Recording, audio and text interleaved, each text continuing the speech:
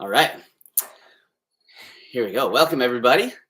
So, well, just a couple minutes late. Sorry about that. The early morning ones always creep up on us, but here we are. So I hope everyone's doing well. Let me know if the video and audio is okay, and then we will get started. So, all right. So it's that awkward few minutes where I make sure everything's all right. Crystal's just finishing getting ready. She'll be here any second. All good. Video, audio. Okay. All right. Perfect. Thank you so much. All right. Little coffee on the go this morning. What did I eat today? I didn't eat anything. I just, I got up not too long ago, actually. I kind of slept in today. I'm not going to lie. And then you look sleepy. Thank you. That's always what I want to hear when I start a live, but I am. I just woke up. What did I do? I just went outside, jumped rope for a few minutes, had some water this morning, and then I came to do this. So sorry, I'll look a little tired, but I am. That happens sometimes. Hey, everybody. Big vegan community here. Love it. So yeah, we chose this time a little earlier today because on YouTube, it shows me like when everybody is online. And this is when most of our followers are kind of online. So we got Crystal here. She doesn't look as tired. So there you guys go. She was up earlier than me. So somebody asked, okay, let's get right into the skincare. Caesar asked, do you still do the aloe and oregano oil skincare routine, or do you care for your face, or how do you care for your face nowadays? So I don't do the oregano oil anymore. That was just a short period of time where I had a skin condition. I had, I think, and it was, somebody helped me figure it out as well. It was, but seborrheic dermatitis. And it's like, that was like around my nose. It could have been something else. It could have been some sort of like, it sounds gross, but some sort of like fungal thing or whatever. It just happens when your skin gets out of balance. So, that was only for a short period of time that I did that. And then I just use aloe now. And then what is that stuff that I use? What's that oil? Oh, squalene oil. Squalene oil. Squalene? Yeah, squalene oil. But the vegan version, that is not, because I think a lot of the time it's made from like sharks. No, squid. Is this sharks? Okay, well, whatever. But I know that this company does it like 100% vegan, and it's really like gentle on the face. And yeah, so I just do that with oregano or with the aloe vera. Put that on. It's actually really been awesome. So, do you think air fryers are healthy or unhealthy? Well, I think, I mean, it depends, but of course it depends what you put in there, first of all. But overall, it's just a convection oven. So, I mean, it's fine. Steaming and like water sauteing your food is going to be the most gentle way of cooking, preserve probably the most amount of nutrients.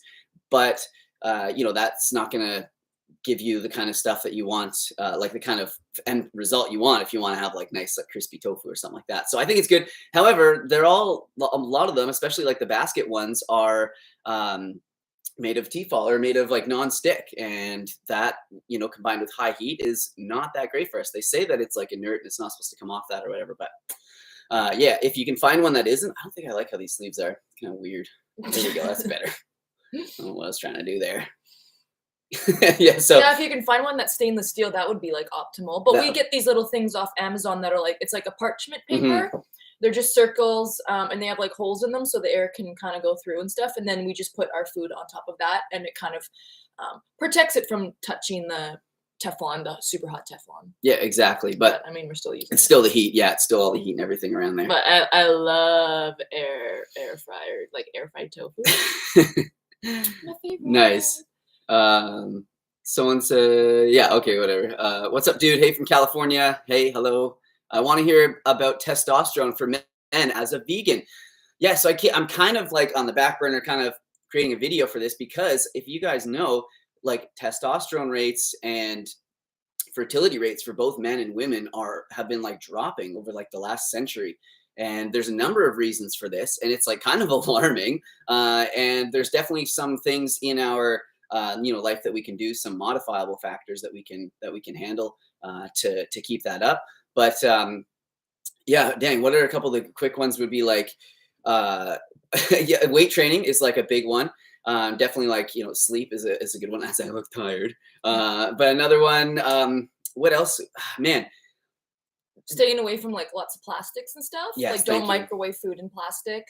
Very bad for Yeah, hormones yeah, and stuff yeah, like that. exactly. It's the microplastics and that sort of thing as well. Microplastics, like the stuff that's sprayed on food, pesticides. I mean, this is all stuff that you can try your best to avoid, Yeah. but like sometimes it's difficult. Thank you. But with vegan men in general, it would be like resistance training, anti-inflammatory diet, which usually a vegan diet is super important. Yep.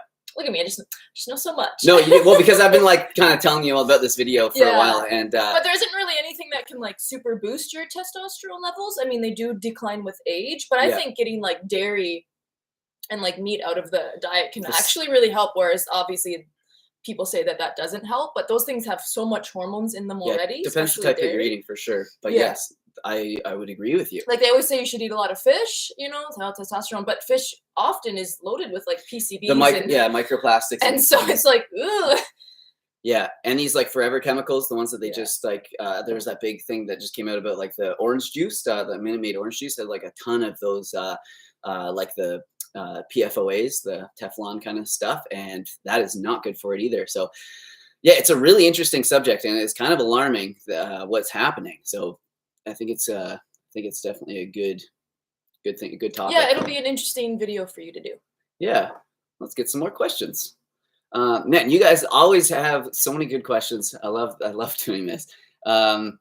What would you recommend for someone tall and skinny who wants to build as a vegan? Well, funny you say that, because the video that I was going to put up this weekend that I didn't, which is why I'm doing this live, was about building muscle on a vegan diet. And a lot of it applies for non-vegans as well, right? But you know, it's like the obvious stuff. You got to eat more, right? You have to increase your calories. I think for most people, I think total calories is more important than like worrying about protein all the time.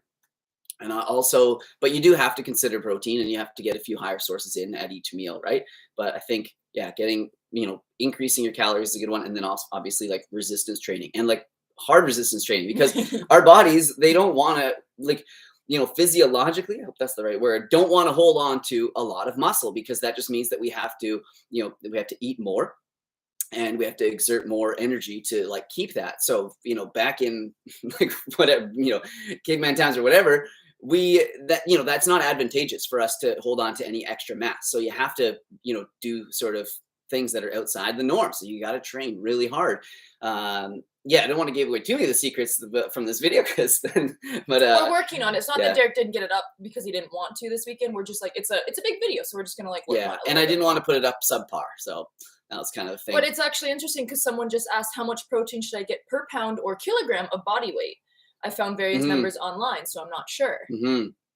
So it really depends on like, lean body mass. It depends on like your lifestyle. And your goals. What is the number? I always forget, because there's like the pounds and the kilograms. I always forget. Is it 0.6 grams per kilogram of lean body weight? 0.6, no, I think it would be 0.8. It would be points. Okay, let's not worry about the numbers. 0.8 per kilogram. Up to what? Of 0.8 grams per kilogram is really like what most people probably would need. Right. But if you're bodybuilding, you would probably want to adjust that so it's like 1.2 to 1.6 grams per kilogram. And we calculated, and you get about that. Yes. So you get about like 100 to 120 grams a day, which doesn't sound like a lot because you hear these people eating like 250 grams. But do you necessarily need that? But again, it depends. Like most people might not need that because you're not bodybuilding. It kind of depends on your goals. But if you look online, it should be per kilogram. Per pound is like too much, right? Like 1 gram per pound of body weight would be like crazy. Yeah, I don't get that, because that would put me at like 150. 150. Yeah, I'm 150 pounds. So I'm not the best at math, but I know this one. 150 grams of protein. I don't get that. I think that when the research said it was like 1.2 to 1.6 is like, and then after that you're just diminishing returns, right? Because you can't absorb that much. Yeah, exactly. Yeah, so I'd probably get around, I would say, about 100 grams of protein on an average day, but I don't track. But yeah, glitch alert, someone said. Hopefully it's better now. Let's see. Oh gosh, I don't know if we can switch this now. No, it's on. Okay. Yeah, it's all good. Okay, perfect. All right, well, sorry about that. Okay, cool. At what point in the process do you do dishes, machine or by hand? We'll have a look. Any dishwasher back there? Ain't no dishwasher. This is the dishwasher. So yeah, I don't know. I try and wash as I go. apparently this is what most people like their spouses to do. But I, yeah, we just washed my hand. But the nice thing is, it's not that hard to wash dishes. Like when you eat a, plant-based diet that's like someone fairly brought low this in up in oil. the group Yeah. recently. Yes, they did.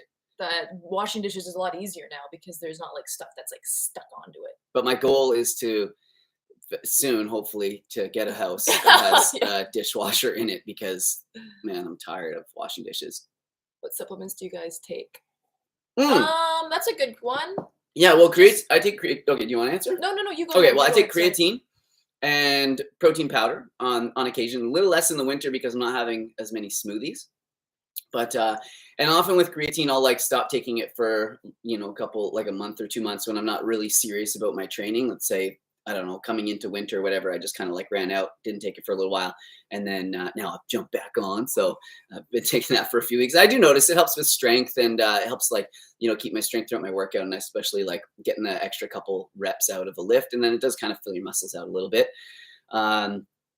And then outside of also vitamin D3 as well, and B12. So D3 and B12 are two of the most important ones that people should consider. Obviously, you guys probably know this by now. But then outside of that, like, yeah, I mean, it depends. Like if we're, if there's a lot of cold and flu going around or other things, then, there's some other stuff that's really effective. Quercetin and zinc is really good to take together. There's N-acetylcysteine. Also, like iodine is something. If I'm not eating a lot of like sea vegetables, I'll make sure to supplement iodine. But the supplement actually comes from concentrated sea kelp, so that's important for your like thyroid and hormones. Let me think. That's pretty much. Those are like the consistent ones. Yeah. Occasionally, I'll dabble in something like L-theanine or something like that if I like want to like, if I need to like de-stress and like calm down at night, and and I'm used to like reaching for like other substances for that. Now it's like, a little L-theanine, help me calm down. So yeah, hopefully that answers the questions. But yeah, B12 and D3, especially if you live in these like colder climates, is so important for mood and hormone health and energy. I think I usually take D3, B12, and like omega-3. Oh yeah, but not every day. Just when I like remember. But it's all about I don't know. A lot of them it's about the consistency over time rather than like every single day. But it is important, and but the best thing to do is check your levels. Get a blood test and check your levels. Especially, a lot of people don't think about this. This is going to be another point in my video, but check your levels before you start making any big changes. So I know it's here in Canada. It's kind of hard if you don't have like a family doctor, which is like increasingly hard to get. It's kind of hard to get your blood tested sometimes, but if you have access to it, it's always good, because then where your levels are at, and then you'll know, oh, I need to supplement this like, right away, or, oh, maybe that's not so much of a worry. And then you'll know, a year later if the supplementation is like working. Crystal's watching our cats ripping around the backyard. Okay. Oh my goodness. Did you guys test for omega-3 levels? I know ALA is not a problem, but I was wondering if you can convert enough EPA to DHA. Great question. So if you go back and you look at my blood test video, where I go over my results with the doctor, actually, where he's an ND, but we go over, and I did want to get my omega-3 levels tested, but he said it's not very. It's hard to like judge how important that test is, and they don't really like. He just said it. I wouldn't worry about the numbers in it, like especially if you're eating like a healthy diet. So that was just his opinion. And it's not something that you hear a lot of. Like you don't hear doctors like, okay, we got to get your omega-3 levels tested. Yes. You don't hear that a lot. It's a very new test, and it's not very accurate, is what he was kind of saying. He was like, yeah, like you could get it tested, but it's not super accurate. We got to test it anyways, and our levels were like okay on the test, but he was like, it's not the most accurate test because it's kind of new. Yes, exactly. The important information for ALA conversion to EPA and DHA. So for anybody that doesn't know, ALA is like the parent omega-3 molecule that you get from plant foods. Like you get high amounts in flaxseed, hemp seed, chia seeds, and then a lesser amount in walnuts. So when you get ALA from that, and then it's important, then your body has to convert it into EPA and DHA. And those are the omega-3s that we, that people worry about on, and that's why most people some people will supplement, algae oils or fish oils or whatever, is to get those. And there's definitely a place for those, like DHA for like brain health, especially after head trauma and stuff like that. I think it's like really important.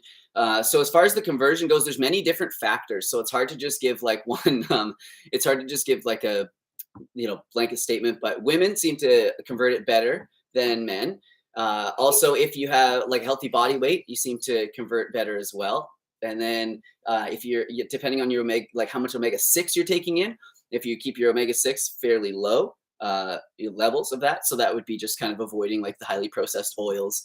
Mainly, you're not going to be getting too much from food. So yeah, keeping that low will help the conversion rate as well. So yeah, hopefully that helps. How can you supply your body with collagen when you're vegan? That's a really popular topic right now. Collagen. So yeah, collagen, we make it, our bodies make it from like different raw materials. I know it's like vitamin C. There's like the amino acid like proline, but I forget, we convert that. I think it's, I can't remember. I think it's glycine, something else that we use to create that. But man, yeah, just like eating good nutrient dense plant foods, making sure you have a good amount of vitamin C in your diet, and then you're not doing other things that deplete vitamin C, like smoking and drinking and putting a lot of having a lot of toxins in your life, definitely. So that's yeah, I don't know too much else about it. I know that people seem to really worry about collagen, but you can look and see. You probably have something to say about it. Why don't you go? Oh, I wasn't gonna say anything other than like it, as it's funny how like they always like in marketing they always like cling on to things where it's like, if you don't have collagen, you're going to be like ugly, or like you're not going to age, right? And it's always about aging, and we're also like obsessed about that. But it diminishes when you age, definitely collagen production. So you can notice like that in your face, but that's just like how it is. But there are some plant-based collagen builders on the market that kind of just give you the nutrients so your body can build it. Whether those work really well or not, you could just eat like a really high like nutrient diet, and you should be getting all the building blocks to build collagen. The other thing too is a lot of people take collagen supplements thinking they're going to take in collagen, but your body can't absorb it, so it breaks it down into these things, right? So it's better to take the building blocks than to take the big block, because your body's going to break it down anyways. It's just kind of like marketing, which can be kind of frustrating. But yeah, it is interesting though to look at the plant-based supplements that are like collagen builders and support, and then you can kind of see like what they're putting into those formulas. Very high vitamin C foods, like carrot powder I've seen in some of them. Yeah, that kind of stuff. Nice. Protein powder is even, I think, could be a collagen builder because it has like proline and all that stuff too, right? Like protein is really gonna help with that. So yep, definitely. Somebody asked, what is the cost of living in Vancouver? It's high. Too high. It's the highest in all of Canada, like by far. And Canada is already a very like expensive place to live. And we just got like rocked with inflation over the last few years. Like, I don't know what it was, like 11% or something. And yeah, it's, I don't know, man. Things are kind of crazy up here. We don't live in Vancouver. Yeah, we live on Vancouver Island. But we used to live in Vancouver, and the idea of why we left Vancouver is because it was so expensive that we were like never going to be able to maybe like afford our own home. Yeah. We thought maybe the island would be a little bit cheaper, but we kind of missed the market a little bit. It's pretty expensive. Not as expensive as Vancouver, but I feel like it is at some point going to be up there. Yeah. But great place to, I mean, it's still expensive to visit, but it's a so really beautiful place. Like no wonder people want to live there, right? Yeah, exactly. The problem with Vancouver and why it's so expensive is because it's bordered by the United States on one side, the coast on the ocean, on the Pacific Ocean on the other side, and then mountains on the other side, on like the top side or whatever. So it's like they can't grow anymore. They can grow one way, like out, but they've already done that. People commute, like it's so much traffic. People commute like 2 hours a day to get like into Vancouver. And it's it's kind of crazy. So that's why, one of the reasons why. Also like the super mild climate and like and then all the other amenities that come with the ocean and mountains and everything like that. So. Yeah, the fact that you can go like, in the one day you can go hiking, see the forest, and then you go swimming in the water. It's it's special. And then skiing and then surfing. Yeah. Not like I don't do any of those things. I used to. But you could. But I could. So I pay for it. So it says, do you still have the neighbors with blueberries? Yeah, they still live right there. Wow, looking right at their house. That's crazy. Yeah, you have a good memory. They had beautiful blueberries, but they haven't gone away because just for different reasons. I don't want to give away their. Well, I don't know. Yeah, so we haven't been able to like watch Yeah. their property. Yeah. But their blueberry bushes are still doing well. I think actually Polly and Ollie go over and like apparently they visit them and they sit in front of their glass sliding door and they're just like, can we come in? Mhm. And they always tell us, they're like, oh, your cats came to visit. We don't let them inside though. I'm like, okay, thank you. So yeah, someone says, do you need K2 with D3? No, you don't need it, but I think, yeah, you're right. That's good. A good thing to combine. The supplement that we use from Vivo Life is a K2 and D3 combined. So I don't think about that. But yes, you're right. It is good. And it helps to direct calcium out of the bloodstream to where it needs to be. So that's the important part of that. Yeah. How hard was it for you to completely give up alcohol? And what helped you not fall back on old patterns? Derek just made a video on this a few weeks ago. Yeah. I love this topic because it seems like a lot of people want to make some changes. They just don't know how. They're scared to like lose that old lifestyle. It's not healthy, but it's sort of like, yeah, it's just something you kind of just keep doing because you don't know any other way to live. So for me, I had to make a lot of changes. I had to, like, I was living in a house with a bunch of different, a lot of things happened at one time that was like, that helped me to make those changes. But, stopped working at like the bar and restaurant that I was working at, stopped buying alcohol. Like that's a big thing. If it's in the house, it's, I'm going to consume it. So, and that goes for junk food, for anything really. So, especially if you don't have, great willpower or addictive personality for that kind of stuff, your boy here. So, that was a big one. And then, it was just time to close that chapter. Like what really helped me was like to remember, like I've done all the things. Don't laugh. I've done all the things drunk, and like and whatever. I've done them all like that. Like I've gone to concerts. I've gone to hockey games. I've gone to I've gone. Not saying that you have to be drunk to do all these things. No, but and Derek you don't. has had a lot of experiences, so he doesn't miss those experiences. Yeah, and then it was like, well, what am I doing? I'm just kind of like I'm just like a hamster on a wheel, just kind of continuously doing these things, but it's not bringing me any extra experience. It's not, so eventually it became to the point where it was like, and I wasn't just like drinking all the time to do anything. But yeah, I don't know, for some reason that sort of thing like really helped me. And it was like, I've done all this stuff and it's not getting any more fun. Like that was the thing. Like I could get more drunk and try and do, but it wasn't getting any more fun. So that kind of helped me. Yeah. And then just really wanting the change and then really embracing the benefits that I would feel from those changes. That was like a really big thing. So yeah, it's a struggle. It's hard. If I, commend you for doing it and for trying, for anyone that is, because making those changes is like, it's like a lifelong thing. Like you could get drunk and have a fun night and have some fuzzy memories from like being at the bar, but that's really like short-term, gains sort of thing. And it's not even really gains, but you know what I mean? Like short-term pleasure. But then you're going to pay for it in the long term. But if you could just sort of like, not do that, you're going to be a lot better off in long term. So I don't know how else to describe it. Anyways, we have a super chat. I forgot about these, but yes, we do have super chat on. And if you want to make a small donation and ask a question, your question pops up and make sure that we answer that. But no pressure. We're going to get to as many free ones as we can. If you want to support the channel, a great way would be to, just watch the videos. You could also purchase my new recipe ebook, Easy Vegan Comfort Meals. Thanks to everybody that already has. There's been some really nice comments of everyone saying that they really like the new book. Good. Thank you. It's always scary putting it up because I'm like, are the recipes, are they going to be tasty for other people? Are they going to be, you never can you know. Replicate them? But yes, everyone seems to be pretty happy with this super chat's from Wilson. Oh, why don't you read it? He says, hi from Seattle. My doctor wants me on statins due to my high LDL levels, about 196. I'm eating no dietary cholesterol, vegan for 5 years. Any advice besides more cardio, less oil, salt, and vegan junk food? Yeah. Not really. I don't know.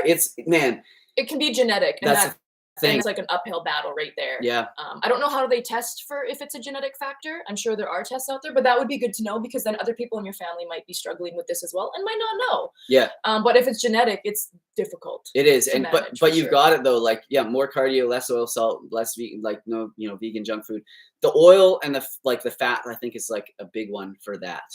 Doesn't mean you have to eat like no fat diet, but definitely like be conscious of the types of fat you're eating and stay away from the coconut oil and that. Yeah, some people are just really, they have that high cholesterol. Man, I wish I had some better advice for you for $10. I'm sorry, Wilson. And I hate to go against any, doctor like recommendations, of course, like that. Is not something that I'm here to do or qualified to do. More fiber rich foods, yeah, oats, one of the best for helping to like lower Looking at cholesterol. diet and looking at carbohydrate intake and stuff like Yeah, that. like refined carbs, like get them out. And that, I would say even, white rice and all that. It's hard. Yeah, it's really tough. Yeah, if I could, yeah, I don't know, man. I'm sure if I like did a little bit more research, I'd have a better answer for you. Somebody asked this in the Facebook community not too long ago, and they've been working on it. I don't know if she's in the group, but she could probably help, or if she's in the chat, but I don't think she is today. Yeah, someone says check out the Esseltine diet for the cholesterol. No oil, pretty low fat, tons of greens. Right. Dr. Greger has information on it. It's hard when it's genetic. Yeah. And I'm sure he's trying all that he can do. And there are some things that you can take, like some sort of like more like nutraceuticals and natural supplements and that sort of stuff that you might want to look into. But I can't think of any. I could just think of blood sugar control ones right now. I can't think of that. Someone says for genetic LDL tests, you might want to test your, is it LPA levels or IPA levels? Right. Interesting. LPA maybe. Possibly, yeah. Which I don't know about. I'll be the first to admit that. So, yeah, hopefully. But keep looking in the comments. Was it Sean?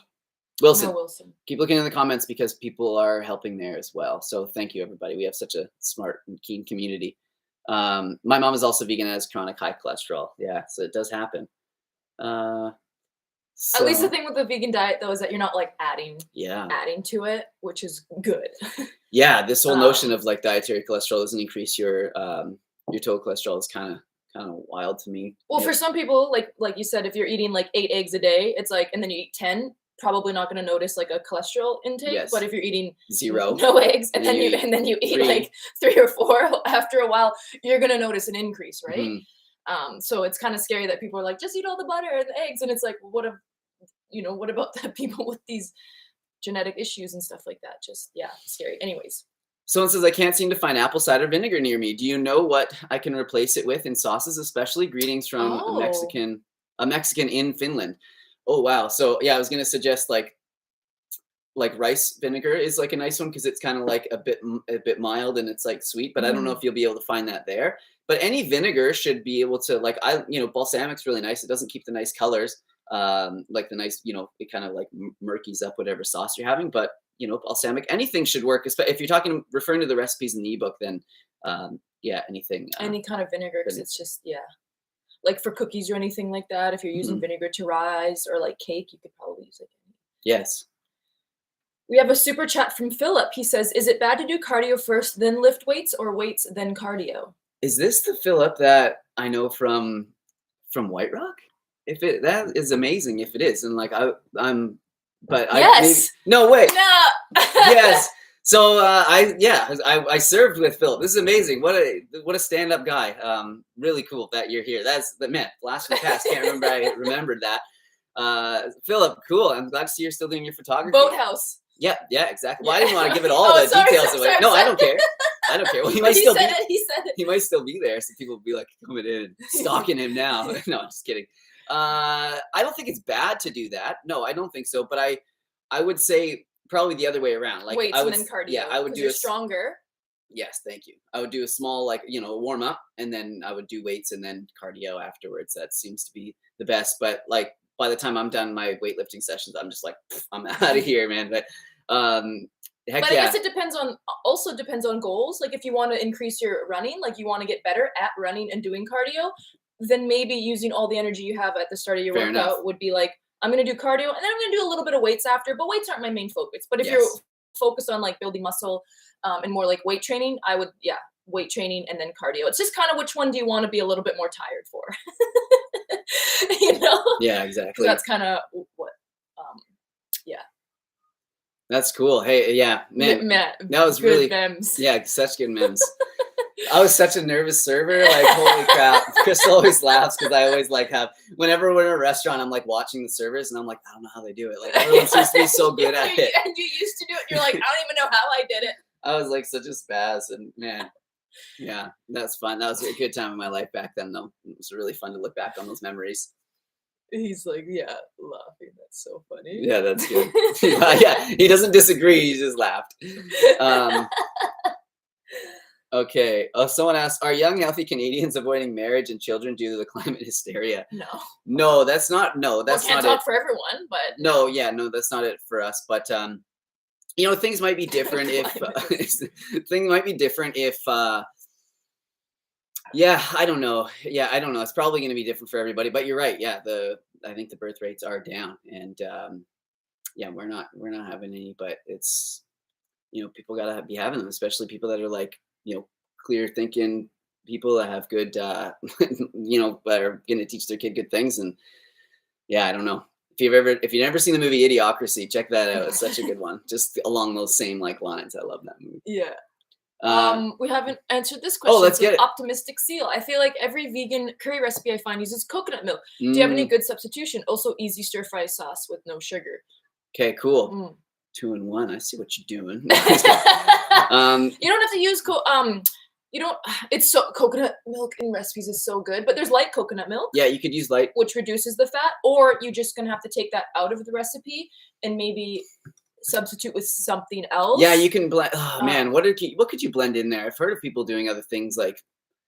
It's hard to take fat out of a recipe and then have the same results. Yeah, it's just not the same. Really not going to be the same, but could do like there's like cashew. What is it? Cashew powder, cashew milk powder. You can do that. I've never really tried that, but that could. I've heard it's okay. There's probably coconut milk powder that might be. But that'd be the same. It would just basically be dehydrated coconut milk, I think. So. But it's hard to take that out of recipes because I know I look at some of those recipes, and yeah, some of that coconut milk is like crazy. I know. And you could maybe replace with like a vegan yogurt or something.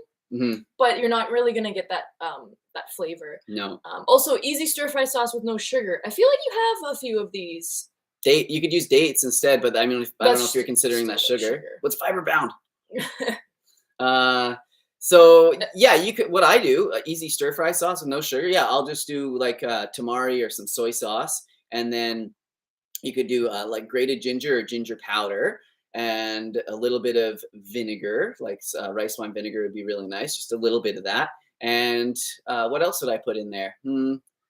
Really, that's like it. I mean, I don't think. And then if you wanted, you could do like a little bit of toasted sesame seed oil. I know I don't like eat a lot of oil, but like honestly, like an eighth of a teaspoon of toasted sesame seed oil, it's not gonna tip your health, over the edge or anything like that. And it adds a lot of flavor, and it is like kind of nice to cook with. But sometimes. Look in the comments, because a lot of people say that they use like cashew or like other seed butter and stuff like that. The only thing with coconut milk is it's very high in saturated fat. So if you're substituting with another like nut or seed, it's going to be a little bit of saturated fat, but probably not as much. So if you're trying to avoid saturated fat, maybe that would be helpful. If you're trying to avoid fat in general, it's going to be really difficult to find a substitute. Nice. Some people say like a can of tomatoes and other spices and stuff like that. And yeah, that could probably work. Nick has a super chat. Do you want to ask? I have been working out and eating vegan for the past 3 years, but I've never really seen any change in my physique. I've just maintained the same build. Any thoughts on how to increase muscle mass? Right. So you got to change it up every once in a while. So maybe you might need to do. I'm not a huge fan of like the bulk and cut, but if you haven't noticed any changes, it might be beneficial for you to focus on maybe increasing, calories for a little while, and then also lifting a little bit heavier, lower rep sort of thing, for just for changing a short time. Workout routine. Yeah, up. And then changing your workout routine. But even you could change the intensity of it. Like if you're always just sort of doing the same intensity, focus on like increasing that intensity as well. If you find that you are if you maybe already tried, the higher weight, lower sort of rep range for a little while. I never do it long enough to like stick with. So I'm kind of the same. I don't know. I've been the same size for like the past like 4 or 5 years, but before that I gained quite a bit of muscle pretty quickly. And but our bodies also, like I said, we have like a natural sort of like limit that our bodies want to get to without having to like push extremely hard to get out of that. So yeah, hard to know with where you're at, but I'm sure you look great. And yeah, change up your workouts. That would be the big thing. And maybe if you haven't been doing like any calisthenics, maybe start incorporating. I was gonna say that try doing like push-ups, dips, and pull-ups and stuff and see how that changes things. Yeah. Because I feel like that was like the thing that I changed in the last couple of years, and it's been like good results from that. But I had been working out for like 4 or 5 years before that, and I was like, I'm stagnant, and like this sucks. And then I started kind of doing more calisthenics, and was like, hey, I have like back muscles and stuff now. But also tracking your calories. That could help. You know, just making sure that you're not under eating, or if you are just kind of eating in like a maintenance calorie, like intake, then that might be why things aren't shifting. And so maybe like increasing that or even decreasing that if you want to do a cut or something like that. I don't know. No, I think that's great. Also, I think one thing that shock the body. One thing that I see, I know. I'll never forget. There's like an old, like classic kind of bodybuilder at the gym. Shock the body. I saw him doing something different one day, and I was like, George, I never seen you do that before. And he's like, oh yeah. He's like, you got to change it up every 6 years or so. That was so funny. We get stuck in our ways. But also, one thing that I see, two things that I see at the gym is people taking like too long in between their sets. So they're not squishing enough into their workouts. They might be there for an hour, 15 minutes. But if you're on your phone or whatever, and I'm not saying this is you, Nick, but this is what I see a lot of the time. If you're on your phone for 3 minutes in between each one of your sets, versus just waiting, a minute and 20 seconds in between your sets, you're going to get so much less volume and so much less working out in that's one way to sort of, just get a lot more muscle growth. And then another one is another thing that I see is like people just don't I don't want to say try hard enough, but it has to be uncomfortable by that like 10 or 11th or 12th rep, however high you're going. Like, it should be really hard to keep good form. And, you don't want to absolutely just crush your nervous system all the time. But, that's what I found. And whenever I look around at the gym and I see people that maybe, haven't changed in many years, a lot of the time, it's like, okay. And then it's like 7, 8, 9, 10. Okay, that's good. But it should be like, 10 like that. It's not like, you're not just like, 10, not that hard. But it should be very hard. And I mean, 10 isn't necessarily the magic number. It could be 8, could be like 15, whatever, somewhere in there. But I definitely noticed that with myself. I was just being like, I'll just go through the motions, doing like all this like isolation movements, not focusing on things. And I'm like, I guess I'll just work on chin-ups and stuff. And they're so hard. Like, they're so hard. Mm-hmm. And like, it's so uncomfortable when you're doing really hard stuff, but that is what's going to help like change things up and build. But it sucks when you're like weak at something, because it's really fun when you get really strong at some lifts and you're like, I'm just going to maintain this. But then you start doing something new and you're like, I'm weak. Yeah, you've been crushing it. But you get stronger. Yeah, you've made incredible progress, Crystal. It's been really fun to watch. Thanks, babe. Yeah, no problem. And, just don't worry about, you don't look, girls don't look manly or anything like that. When you start building muscle, you just look, strong and like fit. It's hard to get like, really like that. No, I'm never gonna. But that's a lot of girls are like, I don't want to lift heavy because it's just it doesn't happen overnight. You could like calm things down before you get there. But hey, no, if you want to look like that, that's great too. We had another one. Oh, just a nice little super chat, just a little blow and a kiss. Thank you. I often use soy sauce and peanut butter as a stir fry sauce. That's a good one too. You could add a little fat in there. That's so good. Very nice. Very nice. All right, let's get to something. Oh my God, Lucas is asking some funny questions here. Okay, let's keep going. I don't want to get into that. But, these are the questions that need to be asked. Yeah. I'm just kidding. Oh man, we're getting into politics here. I don't know if so we we're right like now. We haven't seen all the comments. Now we're coming down to where everything's getting all crazy. No, yeah, exactly. So are you guys going to make a mega super vegan baby? Yes. No, not. No, actually, I don't think so. We've sort of, it's a big decision. It's a super big decision. It's literally life-changing. I don't know why people think it's just easy to have a baby. It's so hard. Yeah. So. Oh my goodness me. I'm not ready. I like my life the way it is, and I'm okay with that.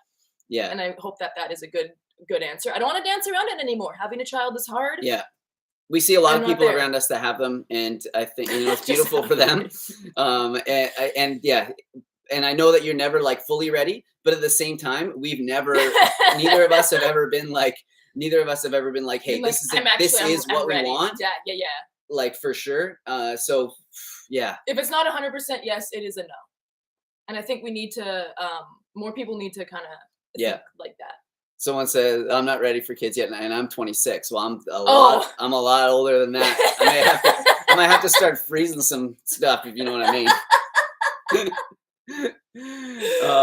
What do your friends think of your meals? Yeah, okay, this is cool because just recently people at the gym that we go to now have started to find out what we do. So we kind of try to keep that on the low down because we're not, I don't know, I don't like when people just walk in and be like, I'm an influencer, make way for me. It's like, that's not how it is. We're just regular people and we just have a job that seems to be online, Anyways, so people are finding out what we do. Yeah, and they love them. Depending on they love the meals, and they have lots of questions, and they want to know, like little specific things, like is this bad to eat every day, or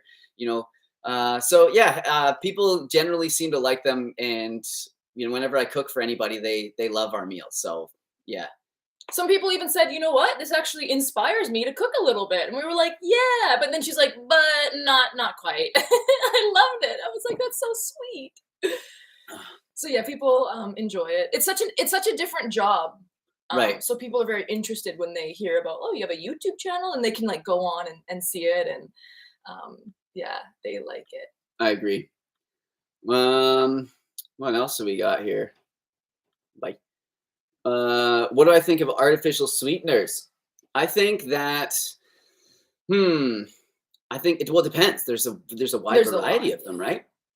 I think that I don't know. I don't want to get into each one. I think having like, a whole foods plant-based diet is going to be like your best option. Not a whole lot of those artificial sweeteners. We can, like, obviously stevia is supposed to be like the best one. And like you want to stay away from some of the other ones. I don't know enough about it because I honestly don't consume them. Like, so I know if you have stomach issues, the sugar alcohols that they're putting in like everything, like the keto candies and all that stuff can like really, really bother a lot of people's stomachs. So like watch out for that one. Yeah, if they have all on the end, xylitol. That's the main one that I know. But there's also sorbitol, just like some other ones like that. If you don't have to be having those things, probably best. But there are some things that like stevia is in, like protein powder, for example, unflavored protein powder. Probably not great. Hard to have. So, you have to kind of enjoy those things in moderation, right? Yeah. You don't want to just be having like all the artificial sweeteners all the time. Sucralose? Yeah, I think, and then there's like aspartame as well. Yeah, probably not consuming that one either. But I don't consume, like, if there's that in it, there's artificial colors, there's this, there's that, there's so many other things that I'm just like, I'm not too worried. If I don't know if like, I don't have, my grandmas aren't alive anymore, but if grandma, gave me like a candy and she was like so excited to give it to me and had some aspartame in it, like, yeah, sure. Maybe I would like have it just to like please her. I'm not like completely scared of these things, in small amounts, but yeah, that's, someone says, I wish they just use sugar instead of all that stuff. Honestly, same. But, so many people have been programmed to be like, oh, sugar is so bad. But if it's like a candy, I would much rather have like cane sugar or just any type of sugar rather than like aspartame or something. I agree with that too. And there are some like there's lots of stuff out there, or not lots, but there are companies that are kind of doing it that way as well. Yep. So let's keep going here. Can you make more Instant Pot videos? Yeah, we probably should. I mean, I hesitate doing like lots of Instant Pot stuff and air fryer stuff because not everybody has those, and it's I like to appeal to like a wide audience. I don't want it to be like a roadblock. People are like, oh well, I can't either make this or can't go vegan because I don't have these like kind of luxuries. But yeah, you're right. The Instant Pot, I think for its like the value of it and like how much you can save in the long run is incredible. So I'm a big fan of the Instant Pot. I don't know how much they are these days, like what, $150, something like that? Canadian, I'm not maybe? Sure. We've had ours for we've had it for a long time. It lasts a long time. Yeah, it's starting to like kind of get rusty around like that part of it, which is kind of weird. But the design could be better though, because it does collect some water in there. But they're great. Like they're amazing. You just buy dried beans, which saves money. Someone asked about inflation. How do you save money when the inflation's crazy right now? Dried beans, and then you just invest in Instant Pot, and you can make so many meals. It's unbelievable, and they're so good for meal prepping too, because you can make bulk meals that will last. Yeah, that's the one way that we save a lot of time. A lot of people ask about like meal prep, and I don't like eating the exact same meal like 5 days in a row. Yeah. I know some people don't mind that, and that's great because it can really save time. But for me, what I like to have is just like those foods that are really dense in calories, like have a bunch of lentils on hand, or Crystal will make some sort of like big white bean like stew or soup kind of thing, depending on how much liquid gets in there. And and then we'll bake a bunch of like sweet potatoes or potatoes, and I'll have some rice as well. And I just make these whenever I have time, rather than just making enough rice for one meal. I'll make a ton. And then I just put that in the fridge, and then it's like so easy just to like grab those things, put it in a stir fry or heat them up however you want, and then cut up some fresh veggies. You can have a meal in just a few minutes. So someone asked, do you have any actual degree in nutrition science? No degree, but I do have a, what would it be? Well, I'm a holistic nutritionist. I have a diploma. The letters after my name are CNP. I'm a certified nutritional practitioner. So maybe that's good enough for you. Maybe it isn't, but yeah, that's what I have. So I went to school for holistic nutrition, and it's great. I would recommend it for anybody that is interested in learning more about the body and nutrition. It's pretty cool. But yeah, no, I'm not a dietitian, if that's what you're thinking. I can't go work in a hospital and prescribe diets for people like that. Oh wait, the mic cut out when you said something about sucralose. Is it good or not? I mean, no, like these super uber refined things, they're not great, but it's it's all the doses or the poisons in the dose. Is that it? The doses? Yeah, that's the saying. So we got to get some more questions. Oh, yeah, I love my Instant Pot, but lately it's been spraying hot water all over the place when the pressure is released. Maybe I have to replace the seal around the inside of the cover. Yeah, that would probably be the best bet. But you can also go online, and there's videos on how to like clean the pressure release valve and that sort of thing. And I did that the other day because ours was sort of like not sealing, and it seemed to help it out a little bit. So maybe that could help you. Let me go. Let me just see. So many questions about the cats. I know. Yeah, this about the cats. I think I think you might be done here, but all right. I don't even think that did it.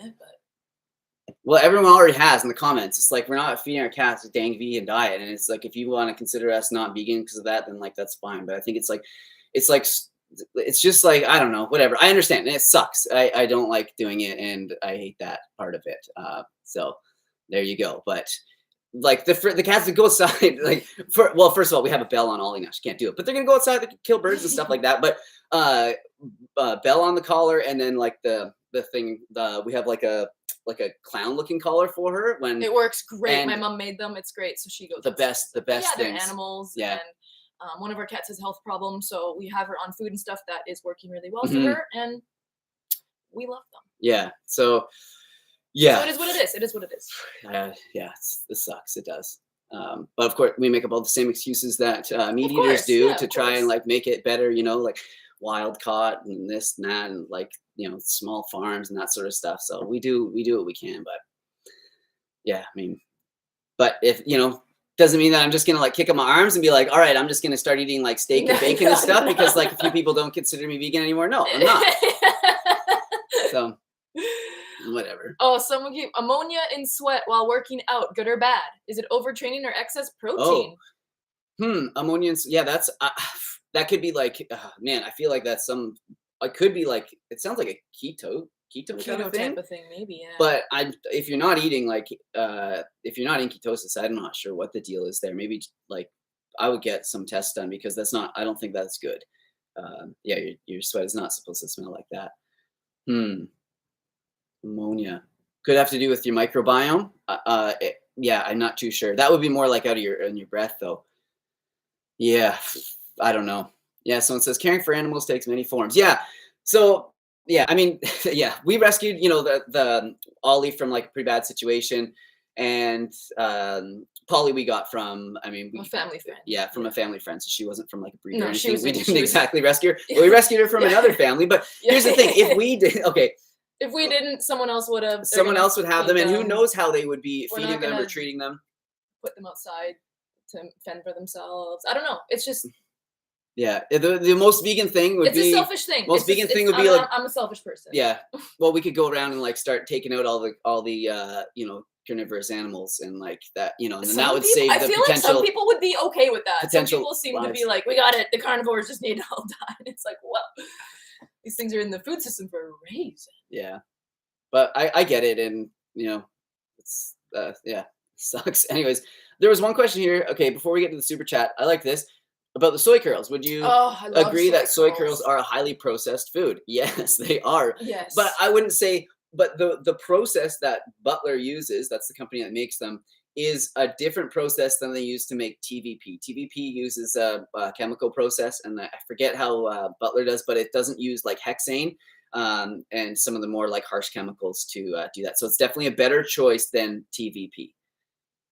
And I think, it's I think it's just defatted soy. Yeah, they are processed, but dang, are they good? Yeah, I know. We haven't had it in a little while. It's really hard for us. We can't actually buy Butler soy curls here. We have to order them online, and they're like really expensive. Yeah, so expensive. So it's such a treat. And then there was a place in town that was bringing in soy chunks. So they weren't the same kind of strips as Butler soy curls, but they were chunks. And it friggin' just all burned down, like just recently, last couple months, and we feel so bad for the owners. It was such a cool store, but it's hard for us to get it, so we don't cook a lot with it because of that. We do have TVP though, but it's just not the same. No, and it's not the same. And the concern with the TVP and other soy protein isolates is that consumed consistently in like fairly large amounts, it can increase your levels of IGF-1, which is not great because that can promote growth of different cancers and that sort of thing. So we have a super chat here. Thanks for the generous super chat, Lacey. And it says, "Hi guys, long-time subscriber here. I've been on antidepressants for 9 months, gained some weight, and every time I try to lose it, it's very difficult. My physician says it's probably the meds. Any thoughts on losing weight while taking it?" It's hard. Yeah, this is hard because it definitely does.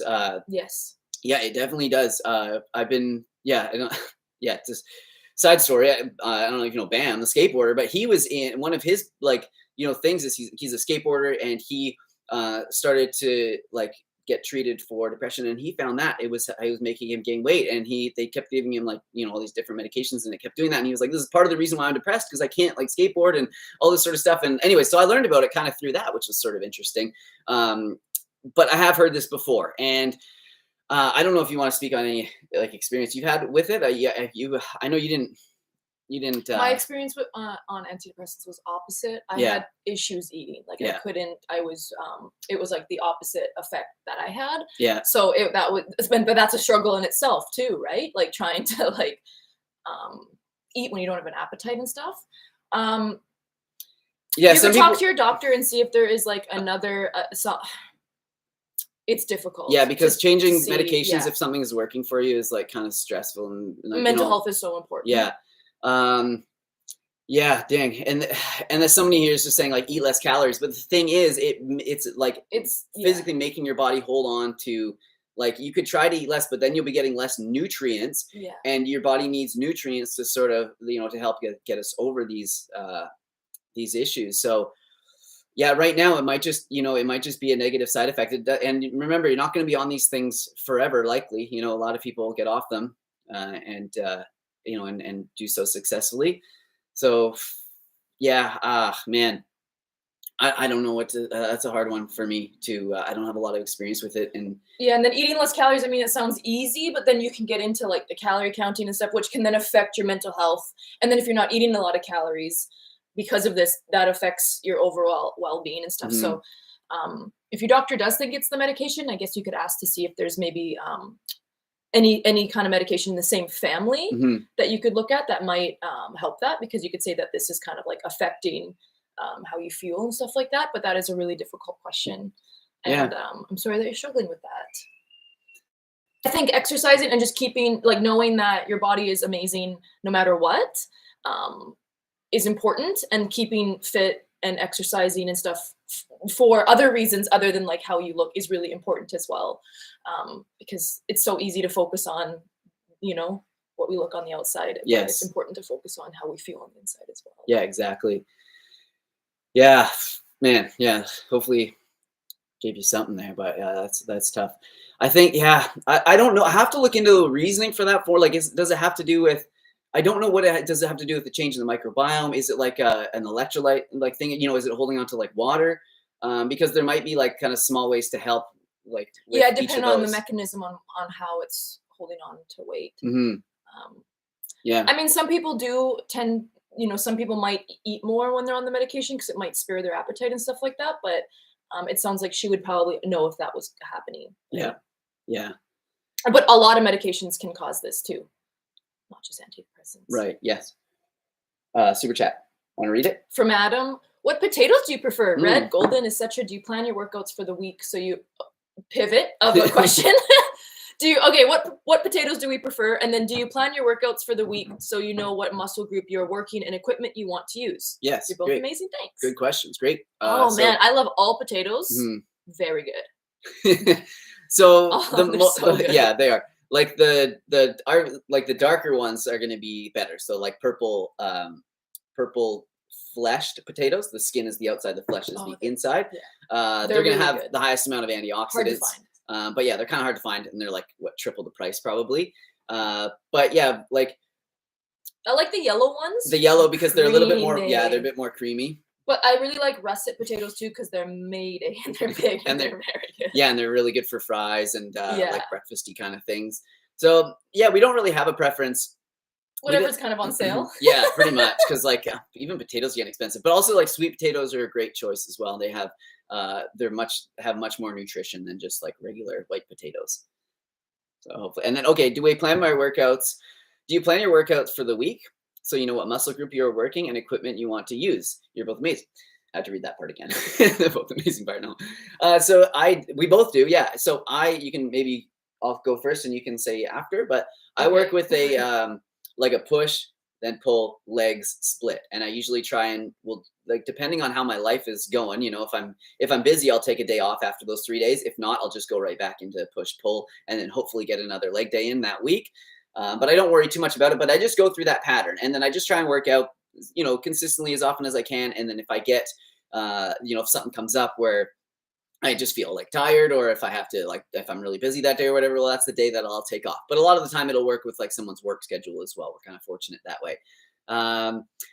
So the push workouts, I go through this like every time, but it's just like I just make sure I do a wide range of pushing movements. So, I make sure I push away from myself, make sure I push like up overhead, and then like I push down. That's like a dip. And then after I've gone through some of those, or even in between, as like a superset, I'll do some isolation stuff. So like, during pushing days, you're generally working your chest, shoulders, and your triceps. So then I might be doing some like tricep kickbacks or lateral raises with weights, so that helps work the outer delt. And that's how I schedule. And then pull days the same thing, pull that way. Pulling up is kind of hard. It's more of like a shrug. But you could do like a bent over row. Just think of all the different planes of motion that you can pull on. And and then someone asked if I do deadlifts on my pulling days. No, I don't, but I don't really do any deadlifts. For me, I found that the risk of injury isn't worth like what I get out of it. It might be different for some people, but I fractured a vertebrae when I was younger, and I have to be pretty careful with my lower back. But keeping my core strong seems to help that. So I do, instead of that, and I will often do this on my pull days, but whenever I can, I will do back extensions on one of those like back extension machines. And that's been really great for helping to build the strength of like my lower back, but also the core at the front, because you got to keep everything like really tight. And then leg day, I just try and do some big compound movements first after I'm warmed up, and then move into like more isolation stuff like leg extensions, and then also like calf raises as well. So I've been trying to do those consistently because I'm trying to get those little bad boys to grow. And yeah, that's how it works. So do I think about what equipment I'm going to use, whatever? No, I kind of like flow through it. I know that I want to start with like the bigger compound movements, and then, like I said, move into the isolation movements. It seems to make sense for me because you're strong in the beginning. Compound movements are moving more than one joint at a time. So something like a push-up is a compound movement, shoulder and elbow is moving, whereas something like a tricep kickback is just an isolation movement, and generally recruits less muscles. And so I do those a little bit further along later in my workouts. And then just out of the gym, I try and be pretty fluid because a lot of the time the equipment that you want is like being taken up, and it gives me a good opportunity to just do something else. But the nice thing about calisthenics is like when I set up my rings, no one's touching those, or when I'm doing like a bunch of, like Spider-Man push-ups or whatever on the, on the floor, I can usually find like a spot in the gym to do that sort of thing. So yeah, do you care to add anything? No, I do a similar kind of like push-pull legs thing, but I go to kickboxing through 2 or 3 days a week. So on those mornings that I go to kickboxing, I'm not like weight training because that would just be a lot. And then on the days, like the 4 days that I'm not doing that, I'm doing like a similar kind of workout thing as Derek. Obviously not doing it like twice because I'm not able to do it like, a pull workout twice a week or anything like that. Some days, like one day I might do like a push and a pull together, like combine the movements. So I'm supersetting like a pull and a push. I love that. But I'm trying to get better at doing like a pull day, a push day, and then maybe more of a legs day. I don't know. I should do a video where I go You over should it really more do because a video because it's it's cool because I combine calisthenics, and I like to do weighted calisthenics as well, but just basically just like calisthenics combined with weight training. And I like to add that as an accessory because there's some muscles that are hard to hit with calisthenics, such as the outer delt is like, or the mid delt, sorry, is like a hard one to hit, which is calisthenics. So yeah, I like to do some, a little bit of combination. And then what I found out to be really helpful lately is where before I used to try on my push days, let's say I'd focus on hitting all those muscles that involve pushing exercises like the chest, the shoulders, and the triceps. But now on my first push day of the week, I'll just worry about thinking, okay, I'm just going to work on chest and shoulders, and triceps I'm not going to worry about because as a byproduct of those movements, you often hit it anyways, but I'm not going to worry about those isolation movements because I know I'm still working that. And then on the next push day, I'll focus mostly on just like chest and my triceps. And I know that my shoulders are still getting worked a little bit, but I'm not trying to get in like, so much in volume and so many different exercises. So yeah, hope that helps. Another super chat, A Wandering Dream. Thank you for the super chat. They say no need to justify or explain your lives. You have so many. Thank you so much. Be you because you're beautiful. Yeah, if you're asking like somebody who I don't know who to leave that, maybe do we have a moderator? Yeah. Oh, sweet. If you're asking like the same question like 5 or 6 times, like you don't have to do that. You don't because just like share the space for everyone else. Let's just be like pretty cool here. So let's find another good question. I'm making homemade bacon using hot dogs and a rolling pin. It's healthier when you make it yourself. Why did I read that of all the things? But hey, times are tough. Times are tough. So you do what you got to do. I feel like that would probably be but you could probably do that with like a vegan hot dog. It'd probably be really good. I think that's pretty funny. Moving to Canada soon, what store do you recommend for vegan food? It depends if you're on the East Coast or the West Coast. We have different grocery stores, and even on Vancouver Island, we have different stores than they do like on the mainland. You're just gonna have to go around, and we go to multiple different stores to get different things. So what we save in groceries, we spend in gas. No, I'm just kidding. No, but usually we'll make a day where it's like, okay, we know we go to like, and we go to Costco to get like organic frozen berries. Sometimes we'll get greens there, but it's not like our main source of getting greens. We go to the local health food store for that. Yeah, there's just you have to shop around, especially these days. So yeah. How long do your workouts typically last? Well, yeah, ideally it would be like an hour and 20 or 25 minutes would be like, about that long. But Derek's friends with everyone at the gym, so it's a little longer. So a little chat. If I have the time in the day, sometimes we just, I'll make it like, it's my big activity of the day, right? Like you guys know, I don't go to the bar anymore. I don't go to clubs, so like that is like kind of my thing, and I love it and I enjoy it. So I make time for it. And we have, have a few friends that come in at the same sort of time, and we all work out together. And that's sometimes in there for a little bit longer, but ideally I think you should be able to, if you're just starting out, I think 45 minutes to an hour, you should be able to get a pretty good workout in, maybe not including the warm up. You want to warm up for about 10 minutes before that. So yeah, about an hour all in all. But once you get a little bit more serious, you should be able to be in and out in an hour and 20. Take us shopping with you again. Us kids love a trip to the grocery store. And we tried to film a grocery health video a few months ago. It's difficult because there's some grocery stores that are not super keen on people filming. And we also don't live in a place like LA where it's like, everywhere you look, it's just like vlogger doing the thing. So as soon as we have a camera in the store, people are like, whoa, what's happening? And especially because you can film on an iPhone, but the footage isn't as good as if we were filming on our like really maybe we'll have to do that nicer camera. So maybe we'll have to use our like iPhone, which is a little bit like Derek said, under the radar, but our nice camera, it's just the footage is so good, but then people are like, why does that person have this like Canon camera in the grocery store? We use a Sony A7 Save on Foods is not super keen on you filming, which we learned. I guess we could go and ask them if we're to film. No, but no, you can't. This is one of those situations where it's better to ask for forgiveness than it is permission, because they will not want you to film. Yeah, so we don't really necessarily ask them. And then they're like, "Oh, can you not film?" And we're like, "Oh yeah, no, cool. We didn't even think of it." And then now we've kind of learned. Mel Rocks a little bit.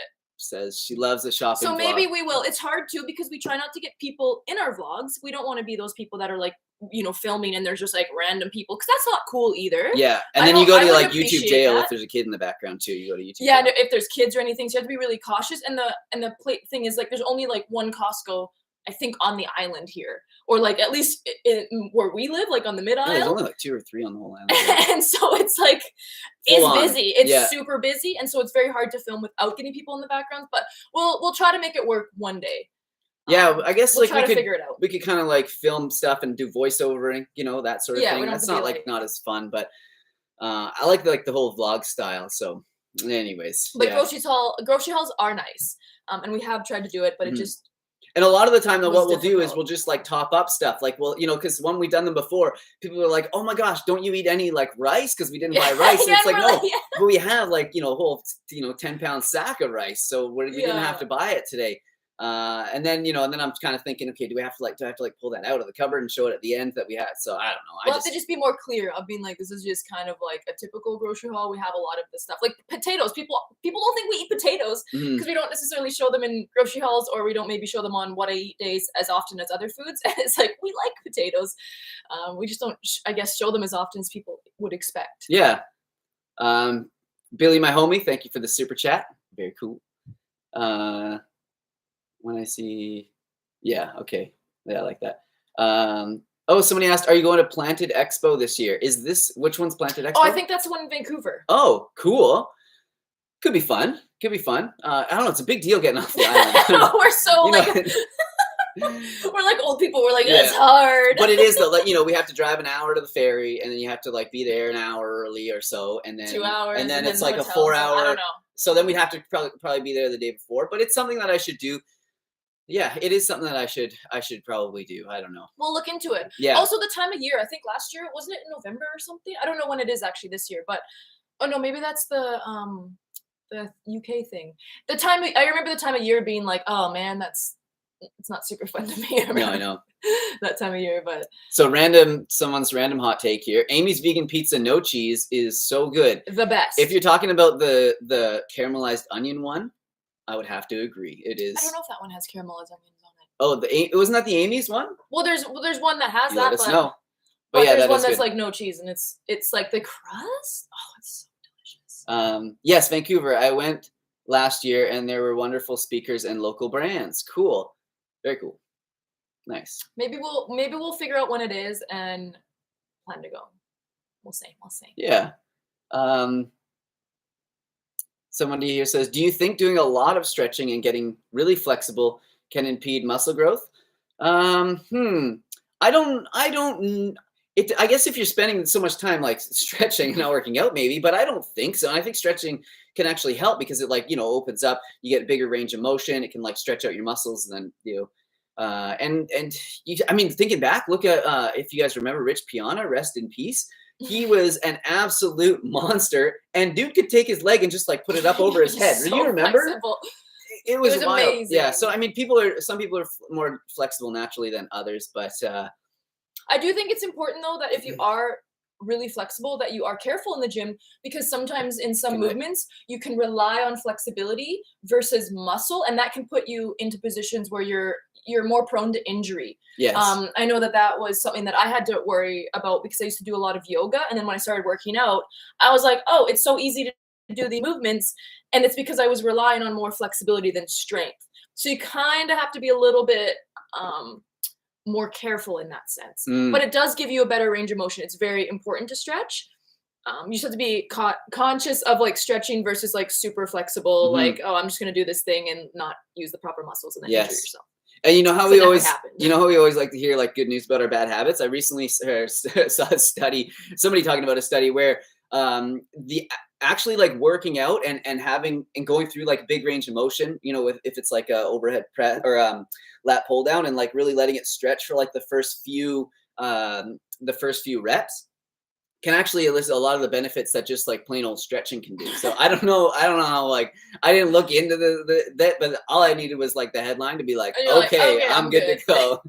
But didn't it also say that like the movement like this is more muscle than going through like half reps is okay? I don't know if that was the same, was the same study, but yeah, that's interesting. No, there was one that was like the, like getting going. Yeah, it's the bottom part of the movement, at least where it elicits most of the muscle recruitment. So half reps, not bad. Just joking. So let's see. Good. Yeah, somebody, Rich Piana. Good morning. Yeah, we watched that when we were first starting to get into like, you know, kind of more like bodybuilding. We were into fitness for a long time, then into bodybuilding. We were watching that like Bigger by the Day. It was by Rich Piana, and it was like so good. It was, you know, he's a really likable guy, but obviously like not the same sort of like not same lifestyle as us. But I think it's okay. You know, it was motivating. It was so motivating to see someone just like so passionate and just so into it and had like. Yeah, some of the stuff he would say, it was just so good. Yeah, exactly. It was so, and he was just, Oh, someone here, Frederick said, I grew up watching you. I feel old. I grew up watching your content, Simnett, and now the space is too crowded, sadly. Well, I'm sorry about that. That's, I mean, it's not intentional. It's just that, you know, I naturally want to share my message with as many people as possible. I always try and keep it personal and, you know, do these sorts of lives. I do my best to get back to people as many as I can on my Instagram DMs every day. I think maybe they mean that they grew up watching your content, but maybe the space, as in like how many creators are out there now, is too crowded. Is that maybe what it means? Maybe he doesn't mean I'm too popular. Okay, we'll have to rethink that. The space is too crowded. Interesting. Yeah, there are a lot of people doing it. I was really lucky to get in early because. But maybe that's not what they mean. Yeah, I don't know what you mean, but if. You know, but if you feel like I'm a little less impersonal, then I'm sorry. But I you know, always try and be myself. I think you're very personal. But yeah, there are a lot of people doing this now, and there's a lot of messages out there. But yeah, I think he said correct. So I think that what he meant is that there's a lot of people doing this now. Okay. So it feels like it's very crowded. Yeah, I can understand that. All right. Well, let's get a few more questions going, and then we'll wrap it up because I always promise Crystal it'll be less than an hour to get her to sit down with us. No, she's just like, too long sometimes because we could talk all day. It's just like the questions just keep coming in. Hey, to Crystal, did you give up on yoga? I didn't give up on yoga. I used to go to a studio and then it shut down because of COVID, like, you know, early in the pandemic because like, God forbid you moved your body, but anyways, whatever. And then, you know, that happened. So I was like, okay, I'll work out at home and stuff and whatever. I ended up not going back. And then I wanted to focus more on strength to be stronger, kind of change my goals a little bit. But I still do yoga, just not as often as I was, but I still like stretch and all that kind of stuff. My friend actually does her own yoga classes. She rents a hall around here, and so I will go to that because I love her classes. But I need to go a little bit more often than I'm going. Mm-hmm. So, but I don't try to put pressure on myself because our goals change, right? Like yoga really served me, but then when things got really crazy in the last few years, I was like, I don't really want to sit with my stuff because yoga is very introspective, and I was like, I need to not do that right now. And it's something that is, you know, it can always come back, and it does from time to time. So I didn't give up on it. I'm just not as avid as I was into my practice. I like this question. Gabriela Rodriguez asked, is it better to stretch before bed or in the morning? I think whenever you can is the best time to stretch. But I think both. But I think different types of stretching. I think in the morning, a more like movement, less sort of static stretching, I think is good. Like in the morning when are you laughing at me? No, I'm laughing at someone said love bigger. Oh yeah, no. So in the mornings, I find I feel best and I perform best in my workouts when I just, you know, I'll move my hips a lot in the morning, just get everything kind of like flowing. I'll roll myself out with with like this roller. We need like a new one. It met the heater. So. And our cat, our old cat Harry. If any of you remember Harry, he had a very large affinity for foam, apparently. So he like really got into that. Hate that. So and it's getting soft now. But I'll roll out and it just helps, gets things moving. But I think if you were just to like get out of bed and do like, just static stretch, try and like reach as far to your toes as you could. You want to kind of warm up a little bit. You want to warm up a little bit. So that's what I find. And then in the evening, do those like sort of more longer stretches and like really lean into it when your body has been like moving all day. I think that would be ideal. But what do I know? Back, let's get some more questions. How's the tap water where you are? Do you think about reverse osmosis? What do you think about reverse osmosis filters versus countertop filters? Cool question. I like this. I like talking about water. First of all, our tap water is probably like one of the best in the world. They say that. You can drink it from the tap. Yes, they say that, but I think we're very lucky. We are. And very privileged, but they do chlorinate it. Yeah, it still smells like chlorine, especially when it rains heavily. It still smells like chlorine. So do they fluorinate it as well? I don't think they do here, but maybe they do. I don't know. But chlorine is really annoying for some people. Like I know my mom like doesn't like when the water tastes like chlorine, so she likes having like the little filter. And we have a filter. We have a Sentivia filter. So yes, that's what we were going to get into. Yeah,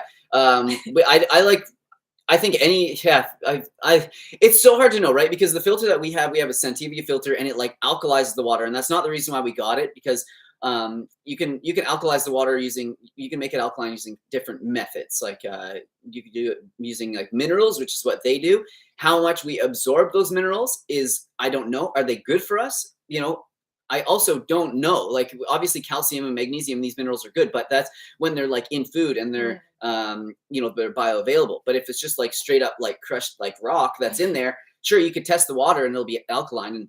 And but is that good for us? I don't know. And then you can also use some sort of like electronic process, which is like those Kangen filters do as well. And I don't know about how those filter the water, but they've just been a little bit too pricey for me to even really consider. And they also have a lot of wastewater. Oh, they waste so much water. So anyways, reverse osmosis seems like one of the best options. And I think that's, it's not something that we have, in our house, but we have the Sentivia. But then also it's like now our water is like in plastic and it's just sitting there in like this hard plastic. So I just hope that that's not leaching into the water. Like you can kind of drive yourself crazy, right? Thinking about it. A lot of people, I've seen people moving towards like distilled water lately. I don't know how good that is, because if you run distilled water, actually I don't know enough to speak about it. So but a lot of people move to like a Berkey filter. Berkey is a good one. Which is something that we might think about. It's just like the counter space. Yeah, and then we don't have a lot of it. Yeah, we don't have a lot of it. There's cupboards like everywhere. Yeah. And then also you have to wait a long time for it to go, and then it only has so much in it, right? So yeah, I don't know. I don't know, but I like talking about that because I like hearing, a lot of people's different opinions. When we used to live in North Van, fun story, when Crystal and I started dating, I was drinking exclusively spring water from, there's a spring in Lynn Valley. If anybody goes there knows the spring, that would bubble up, and it was tested, and you could go online and see the test. It wasn't by the city, but it was, there was private, people testing it and stuff and checking total dissolved solids and obviously the heavy metals and that sort of stuff in it. And it was always good. And I drank that. It would bubble up from the ground. And so there was like a little pool and you would be able to get your water like that. And I drank that for so long and then started dating Crystal. And I was like, hey, how am I going to like break this to her? So I was like, okay, let's go to this spring that I get my water at and check it out. So we go there and she's just like, you get water from here? And it was just like, you pull off from the side of the road. I think we literally just like a basin of water in a spring, kind of like bubbling. And I'm feeding into it. You literally drink water. Well, you were drinking it too at that time. And I loved it. Yeah. We never got sick. We felt amazing. I feel like I was so hydrated. I don't know. I wish we had a spring closer. Yeah. There is a spring around here, but it's a little bit further, and not sure about it. But yeah, that'd be fun. Oh my goodness, if you can get spring water, dang, you're living the life. Yeah, exactly. So that's probably ultimate, but you definitely want to test for. You don't want to just drink whatever water you see. Yeah, of course it has to be a known spring. Anyways, but that's just like a funny story, and we drank that for a long time, and then when we had to move, it was kind of like, dang, now we really have to figure it out. But yeah, we just drank that like unfiltered, and it was awesome, and we never got like giardia or beaver fever or whatever it's called. No, but that's a concern, right? Oh yes, that is a concern. Yeah, you got to be careful for sure. Don't go out and just drink random spring water or Yeah. whatever. But there's a website where you can find springs and all that kind of stuff. Yeah. The girl should start her own channel. Crystal has a channel. She put a lot of information out on it about women's health and yeah, that sort of stuff. And she you kind of ran your course and you found that you tried it on, right? And you liked it for a little while, but it wasn't necessarily for you for long term. Yeah, social media in general, I kind of felt like I was like forcing myself to put myself out there. I don't want to say be an influencer because that wasn't really what it was, but I felt like I had to do that, and I just was like, you know what? I'm just gonna take a little bit of a break, and it's been a long time, and I really I apologize. I kind of ghosted, but I feel a lot better kind of being off of it. I like being part of Derek's social media, and I obviously help him and stuff with that kind of his YouTube channel and all that kind of stuff. But I personally at this time don't necessarily want to put my own stuff out there and I was just spending, it was just a lot of time and effort, and it's not that that's a bad thing, but it got to the point where it wasn't necessarily maybe healthy and good for me, if that makes sense. It's hard to explain, but can you Polly, our cat is stuck on the roof. Could you go help her? Oh my gosh. Yeah. Sorry guys. I just can't. Just go get her. Oh, just go out there and goodness me. she'll jump on you. Unbelievable. Yeah, she climbs, but she can't always get down. So yeah, it's Crystal Kennings, CrystalKennings. So if you could, go check her out if you want. She's got some great videos, but yeah, it's not for everyone. That's for sure. I feel like the stream is slowing down. This seems to sometimes happen after an hour and 20 minutes or so. Oh, here we go. Show. Thank you for adding the link there, Crystal's channel. We love having you too, Crystal. That's what they said. Yeah. Yeah, we got to get Crystal into more videos. It's hard, right? I don't want to seem like I'm just using her for views or anything. And if she doesn't fit into a video, if it's a video that is just sort of a simple recipe or whatever, it doesn't always need to be in it. And you don't always want to be in it either, right? It's kind of got to be in the mood. Yeah,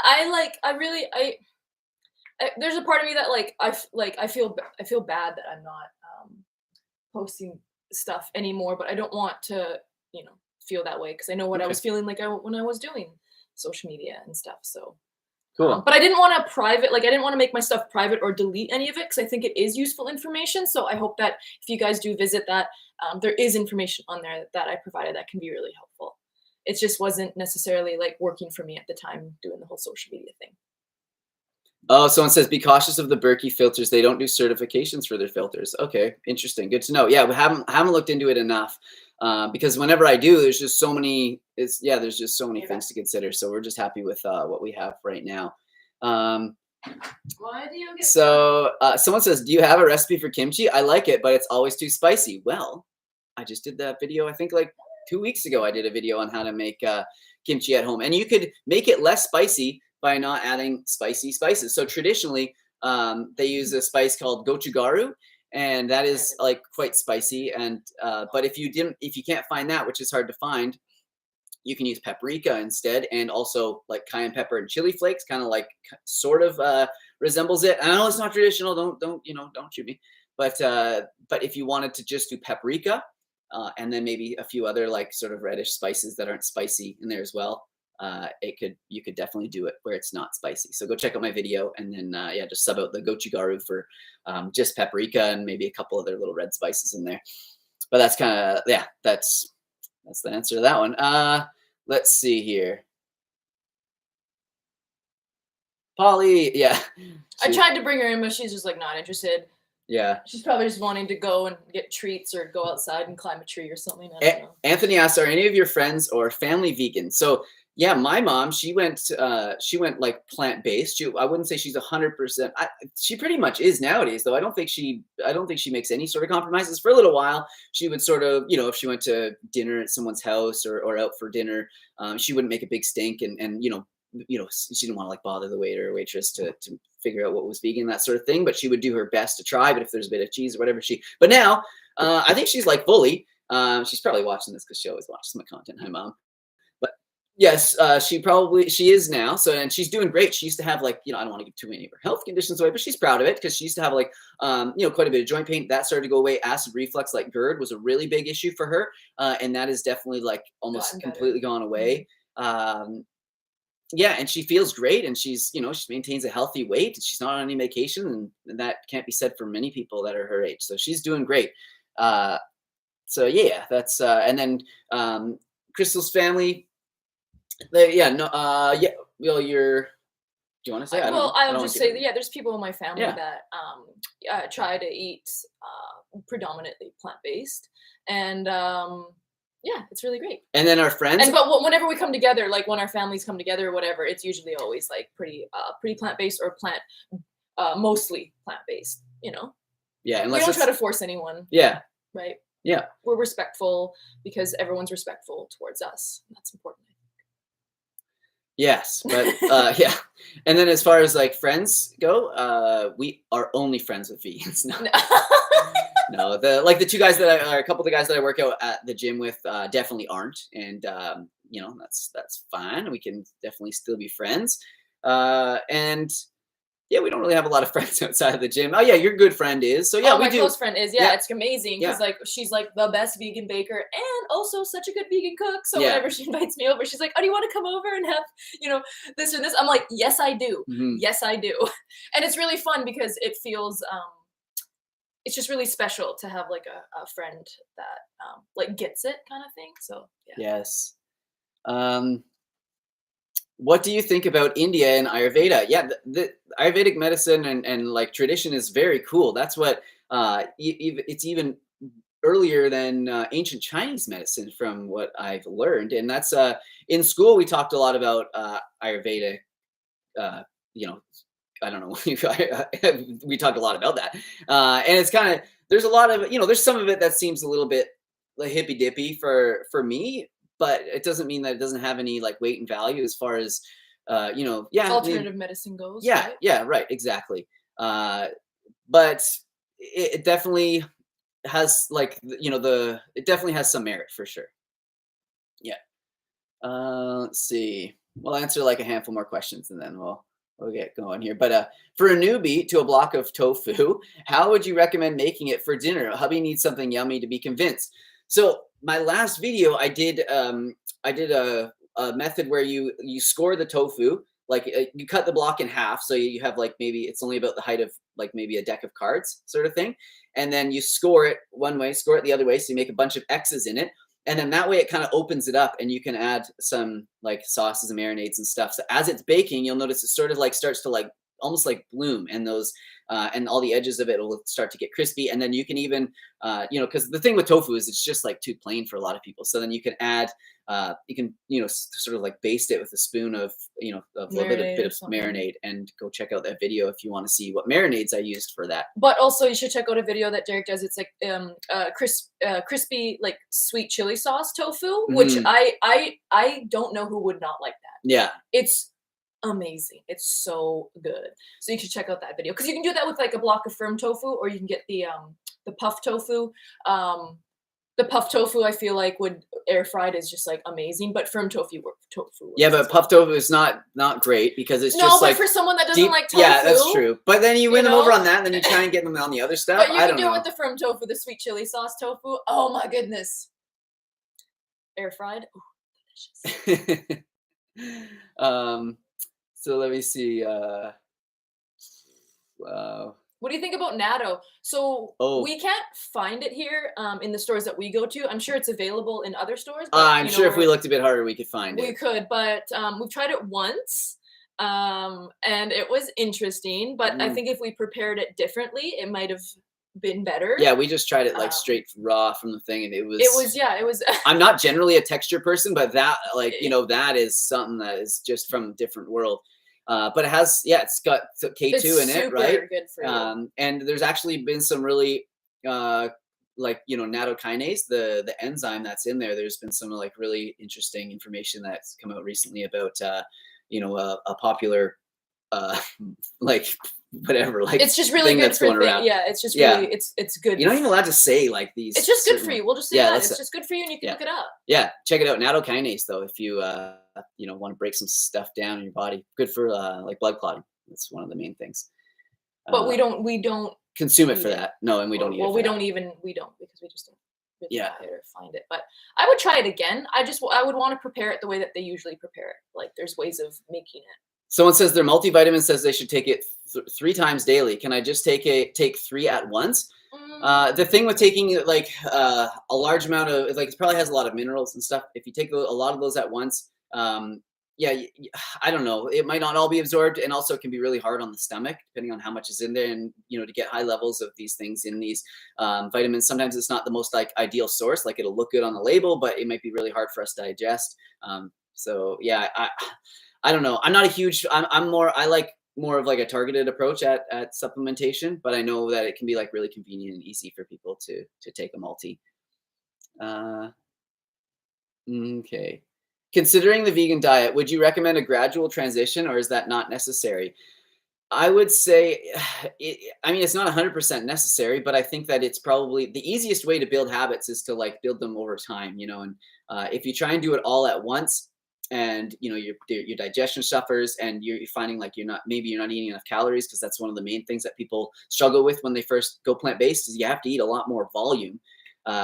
It might be hard for you, right? To make all these switches at one time. As much as I'd love to say like that, yeah, that's great. I think doing it over time, so like just kind of nail down like breakfast, and then be like, yeah, I'm gonna have vegan breakfast every day, and then maybe after a couple weeks, vegan lunch and breakfast, and then yeah, just keep moving forward like that. But yeah, someone says, Stan, I'd say gradual, easy on the gut and all. Yeah, that's the one thing people. One of the main questions I get is like, I've gone vegan and I try to eat all these beans and I just like can't like digest them, and it does take your microbiome some time to adapt. And I think starting with even like even if you have really struggled, starting with a small amount, just a couple tablespoons of beans in a meal is going to be a good way to build up that microbiome. So hopefully that helps. Oh, someone says Adam Dietling asked says, I watched a lady who did a review on you on YouTube. I don't remember her name. She loved everything you did, except she kept making comments about you not using oil as a source of healthy fat. Yeah, that's I don't even remember her name, but yeah, that's some popular dietitian critique who just like looks at other people's diets and critiques it. And it's a really easy way to do content. I'm not gonna lie, like, and people love like critique. So anyways, I just think it's kind of funny that people do that. And she'll take like one day and be like, okay, here's like what's wrong with this diet. And you got to look at the bigger picture. But yeah, a lot of people think, and I even get that question now when I say like most of the time I don't use oil. I don't completely avoid it. It'll be in some of the tortilla shells that I sometimes have, and like I said, I'll use a little bit of like toasted sesame oil to flavor things and whatnot. But I'm not eating it for my fat intake. Well, a lot of people say, Derek, I thought you had to eat oil in order to absorb the fat soluble vitamins A, D, E, and K. And it's like, no, you don't need oil. You just need some fat source, and that could come from tahini, it could come from nuts, seeds, avocado. So, and you don't need a ton of it, but I'm not saying you have to eat an extremely low fat diet. I'm just saying you don't have to be dumping oil on your food. And the problem that comes with oil is that in a tablespoon of oil, which is not very much, there's 120 calories. So I don't track my calories or anything, so I'm not like sitting there counting every single calorie, but I know that if I eat a meal and then I add a tablespoon of oil to it, like now it has 120 extra calories that I'm not going to notice, it's not going to fill me up anything like that. So you start, you do that with your salad, do that in your stir fry, and who knows, people are putting it in their coffee, whatever. And then all of a sudden, by the end of the day, you're getting 300-400 extra calories per day of just oil. And it's not very nutritious. Like people will argue with me and say, but it's got omegas in it, or it has like a polyunsaturated fats. But if you look at the calorie to nutrient ratio of oil, go to chronometer.com, type in like, whatever. Olive oil is probably, the best, cold pressed olive oil, probably best to use. But, look, and it's like no minerals, maybe a tiny bit of tiny bit of vitamin E, but no vitamins. And it's 100% fat. There's no carbohydrate. There's no, no protein or anything in it. No fiber in it. And it doesn't fill you up. So and then the problem will come. like if you do this consistently time after time, you can imagine, if you're getting 300 calories a day, by the end of 5 days, that's whatever, A lot. 1,500 extra calories that, you could be eating way more nutritious foods. So that's where sort of the thing with, but it's funny now that everyone's like seed oils are like now everyone's like on the game. Yeah, everyone's on the game, and I'm like, oils. I used to get so much crap for saying And this. people used to like hate on you for being like, you don't eat oil. And you were like, oh, you were like ahead of the trend. Yes. You created. No, I'm just kidding. No, I didn't. But the seed oil thing is like just kind of ridiculous in itself as well. I mean, I don't know. I think it's interesting. I think it's like the quality of the oils is not great. Like these companies, no, a lot of them. But people shouldn't be basing majority of their calories or whatever on oils. It's just get the refined and the junk food out of your diet. You're not going to be having a lot of seed oils. You tell them. Like it's just, but they just keep demonizing these things. It's like seeds and bad and yeah. So, 2 good questions right after another. One from OLM. Hi guys, greetings from Mexico. Is tahini a good source of omegas?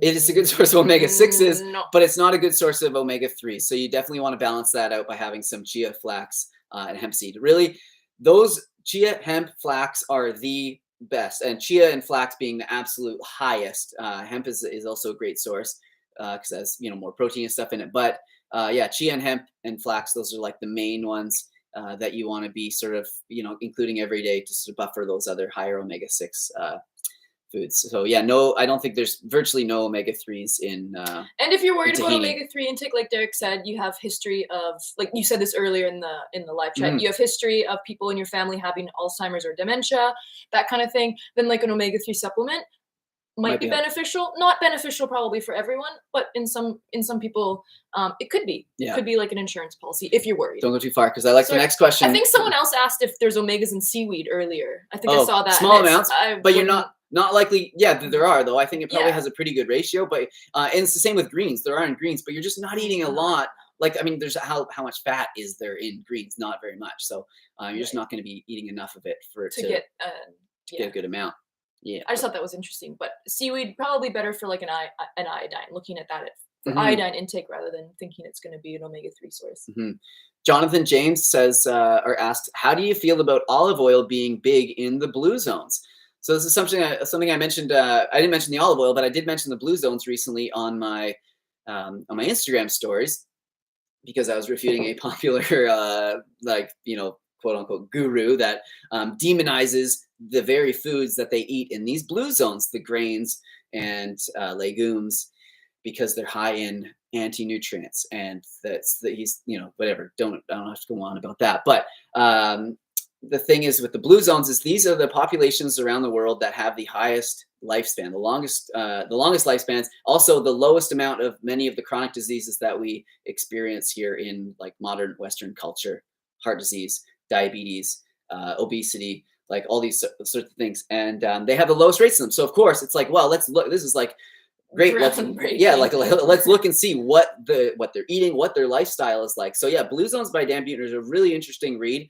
Like anything, you got to apply it to other knowledge that you have. It's not the Bible for how to like be healthy because like this person says, olive oil is a consistent food in a lot of those blue zones. And why is that? Well, from what I understand from listening to other doctors that seem to know more about this and have studied it more, it's that they're replacing much of the because they're not eating a lot. 95% fruit, vegetables, whole grains, nuts, seeds. That's where the diets are coming. That's where the calories are coming from for these blue zones, and olive oil being in there as well. So basically, they're taking calories that might be consumed from meat and dairy, and they're having that as olive oil, and that's sort of why that fits into that diet. Would they be healthier if they ate maybe a whole food source of fat more often than olive oil?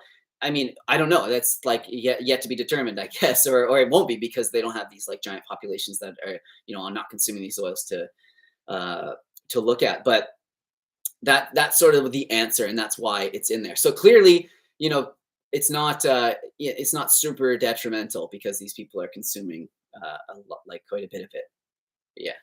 But yeah, it's like all the foods that we eat: dark leafy greens, nuts and seeds, legumes, whole grains. And olive oil was in there as well.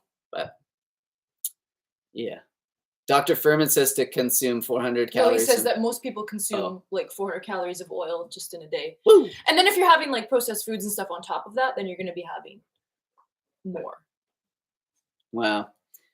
Oh my. So, good skateboarding question to mix it up. Derek, kickflip or heel flip? That's so fun. I was always best at kickflips, but best at kickflips, but my ankles are just not good anymore. After many years of skateboarding and playing soccer and just wrecking them, heel flips are a little easier on my ankles now, but yeah, it depends how you heel flip. If you got heel flips like Neen, then heel flip all day.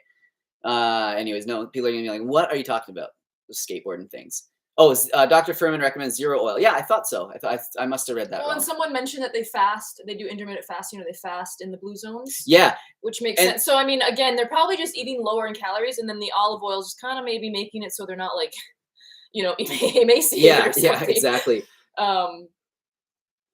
Whereas in other places, people are eating all the oil on top of the processed foods, on top of eating all the foods that are very calorie dense and stuff like that. So yeah, it's interesting though. It is. And then Eugene said, cool, thanks. You're welcome. Happy to answer that one because I like that sort of stuff. And another factor that's really big is their lifestyle, right? And it's they obviously live an active lifestyle.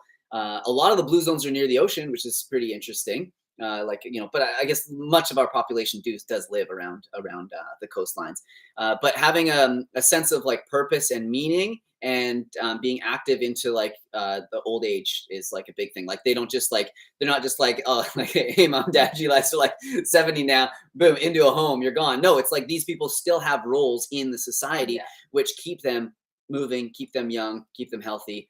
And having a purpose lives is so important. And that's why when some people retire and they don't have that purpose, it's not necessarily great. Right? Yeah. Sometimes people can go downhill after that and stuff like that. So having a purpose is important. Let's raise the retirement age to 100.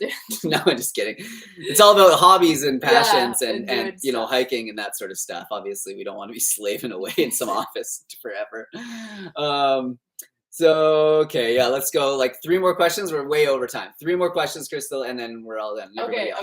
Let's make them some good ones. Okay, let's see. Are anti-nutrients actually a thing?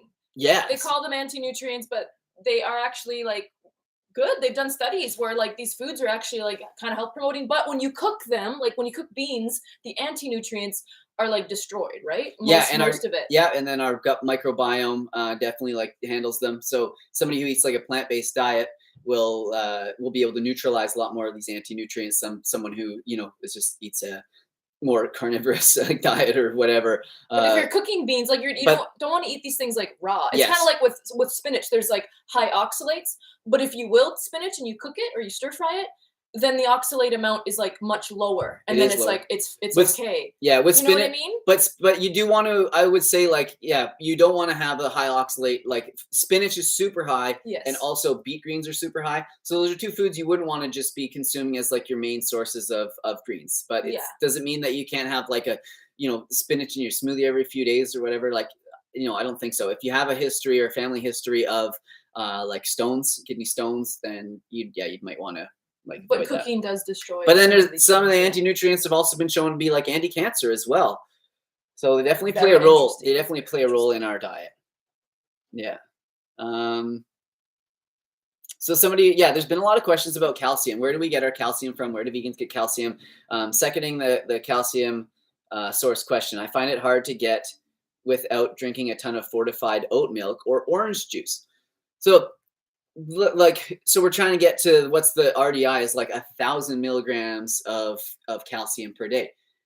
Do we need to have that much calcium is another question that we should ask. And then again, we can start looking at larger populations that don't consume that much calcium and compare the rates of hip fractures, because that's often how they kind of calcium and bone density are sort of linked, or definitely are. And that's sort of a way that you can judge the quality of large populations bone structure, right, is the amount of fractures that they get. And if you look at some populations that eat between, I think it's been 650 and 750 milligrams of calcium per day versus here in North America where we eat a lot more than that, they actually have lower rates of fracture. So it might not be necessary for us to hit that that RDI of 1,000 milligrams of calcium every single day.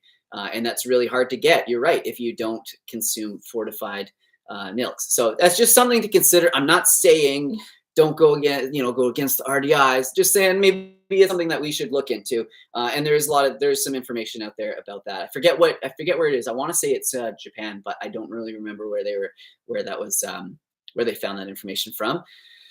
So like, yeah, dark leafy greens, like you're going to have to like wilt it down. Calcium's never something I worry about. And I don't think I've had a broken bone. Oh, other than my collarbone, but I got absolutely wrecked on my skateboard. I'm lucky that I survived it.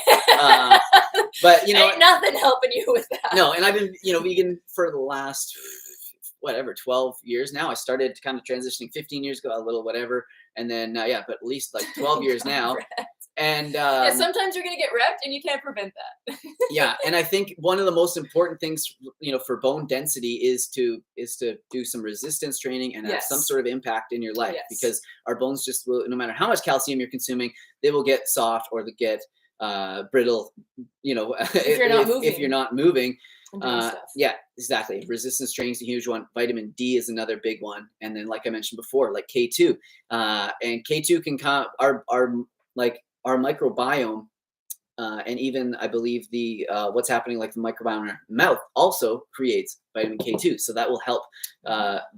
With directing calcium where it needs to go. So, but it might be something worth looking into supplementing as well. So, yeah, I don't know. I don't look at the nutrients that I'm eating. Vitamin E is another hard one to get like enough of every single day, unless you're eating like loads of nuts and seeds, and mangoes like another high source, or like again fortified foods. But I'm not tracking these like every single day. I'm just eating enough calories from a wide variety of plant foods, and I'm going to assume that Mother Nature is going to be giving me what I need.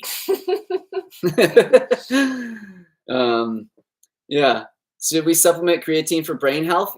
Yeah, that's interesting. I honestly, why you laugh? Because I haven't looked into this too much, but I know that there is some evidence out there showing that it could be good for brain health, especially for like for vegans. But we do make enough like creatine for everything that are like we make it inside of us. So I don't think. Yeah, I don't know. I have to look into that more. But there's some emerging evidence that it could be helpful for brain health. So you might want to, but I don't think it's at that 5 gram per day amount that they kind of recommend for like bodybuilding and muscle growth and performance enhancement, I should say. It's lower towards like the 1, 2, 3 milligrams per day. Yeah. All right. What's the best thing to eat when breaking your fast? Like something water-rich, like fruit, like a nice ripe fruit is the best thing, I think.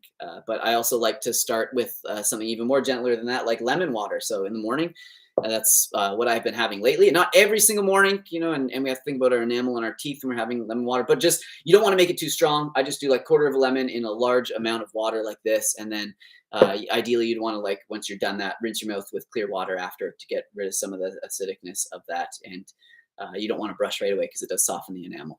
But that might be the best thing. And then, because then it kind of wakes up your digestion. You just don't want to be like, just hammering like, brown rice and just swallowing it straight down or like, yeah, but everybody's different. I mean, Crystal will have like peanut butter and toast, fairly early in the morning. I'm not like, I'm fasted, but I've had like water. Yeah. But that's what I have before I work out. I don't work out on an empty stomach.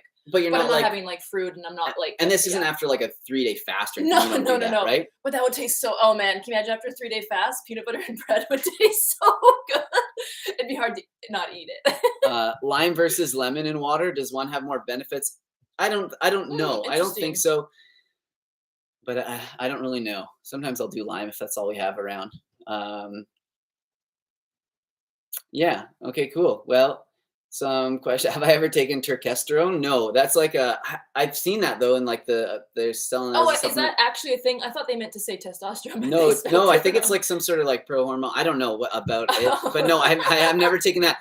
I did though, like Tomcat Ali's been like one that's like popular lately. So I was like, okay, maybe I'll like see how that does. I bought a supplement, and it's not. It's all the science has been based off the concentrate. And it was the dang ground up herb. And it was like the perfect amount that would have been like, so anyways, but after I took it, and then I messaged the company. I was like, is this like, because I looked at the label and I was like, it doesn't say that it's like, not a concentrate. What's the word I'm looking for? Extract. And then, yeah, they were like, no, it's just the ground up herb. So it's like, this is completely useless. And at the same time, you know, a lot of the, you know, many of the supplements are like not the highly regulated.